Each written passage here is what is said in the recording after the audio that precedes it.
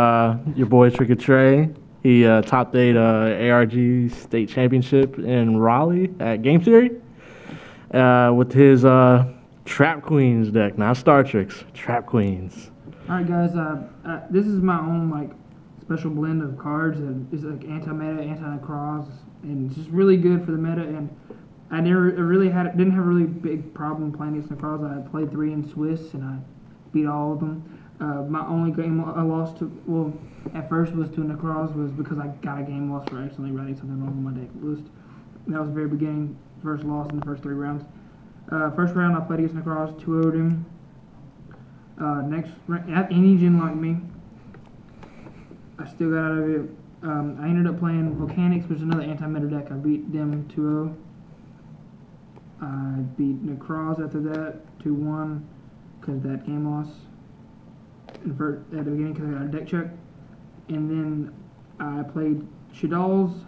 We ended up getting a draw because me and my teammate drew in. Tej, shout out to Tej for helping me get this top because he was paired up, so that was kind of unfair for me in the first place. I had to put my teammate that was paired up. Then round 5, I ended up losing to a Clifford player that was undefeated in Swiss. He got top 4. Shout out to him. He's a real cool dude. Round 6, I ended up beating Necroz with another guy that was paired up, and that was a really good match. We ended up trying to make sure we didn't go in the time. But here's the deck profile, and I hope you enjoy it. I'll explain some things. First, we're going to start with the first engine, 3 stick and 3 chair. Just really powerful combo pieces that draw into your traps and plus cards, and it blows up stuff. And there's so many ways you can get this combo out, and just it blows your opponent away whenever you actually have cards that you're relevant when drawing to them. 3 Marilio, the absolute best card to open up with. I literally tell my opponent to go second, so I know what they're planning. So if they're playing Necroz, they're going to think I'm playing Necroz, and I told them to go second because I'm going second. So I'll search out Trap Tricks, Trap on Nightmare with this, and they can't trick me for the rest of the game because they don't mean to game a D and they don't want to blind. 1 DNA. This card is clutch in certain situations. It won me a game in game 1 against Necroz earlier because I brought it back and ended up killing him because just damage wise. And it also, when that gets special summoned by any way, you could set your bottomless back down or another Trap Tricks Nightmare hole. Yeah, that didn't come up, but it happens sometimes if you call it back. Comes in clutch. Another engine, the 3 Halberd. This thing literally almost won me a match against Cleforts. It was the only monster I drew, and he only won that match because of Raigeki twice. In both games he won was only because of Raigeki. I had game set up with Cowboy. And if it's no with the Vanities and Mirror Force. So the only card he had out was Raigeki or Dark Hole. 2 hands, 2 fire, not 2 ice. These cards are very clutch against matches where they had backers set already and they didn't know I was playing. They would set cards and they would literally just blow them out. But against Necroz, I usually just side it out. But it's good against Cliff Force and stuff like that. Thunder King, and it's just a blowout if it stays on the board and they have them out. And I play Call on it so it can bring it back, and I can send it to Graveyard on the chain and bring it back at the end during their turn. 3 Duality, most important card in this deck most of the time. It just makes the deck more consistent and makes your combo pieces and your things go off. Makes stick shirt combo come alive. Soul Charge, a savage card in this deck. You can bring back monsters and make rank 4s. And I made a 1-on-1 earlier with a Rhapsody equipped after taking his Brio, and I had 4 other back rows sitting beside him. That was just, he couldn't get out of it. Got a Book of Moon.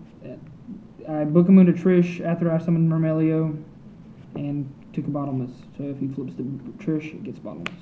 And he did, because he had no choice. Raigeki and Dark Hole, just more gen outs. And board wipes. The 2 Trap Tricks, Nightmare Holes, and the bottomless. These are just very key cards with the Mermelios. And I sided on time space whenever it's more favorable. 3 Call the Haunted, very powerful card in this deck. So many things you can do with it. You can blow up back row with Mermelio, you can bring back the stick and combo out there in your turn. You can bring back Thunder King, bring back a hand, and whenever they blind space it, Well, man, I guess that doesn't work. But I was thinking of the other cards like Shaddolls. But if you bring it back and they're gonna stop their attack, so it can save you some life points. 3 Mind Crush. I double Mind Crush earlier after he Manju'd. He had double Rhoda in hand, and I was like Brio and Manju. I mean, and his 2 Rhodas. So he lost 3 cards in his hand. Strong. 2 Mirror Force. It just blows them out. I had a +4 on Mirror Force earlier. He went to OTK me because he was trying to play around a different card, and Mirror Force. Now, why not a triple Mirror Force? Because I played the Trencher.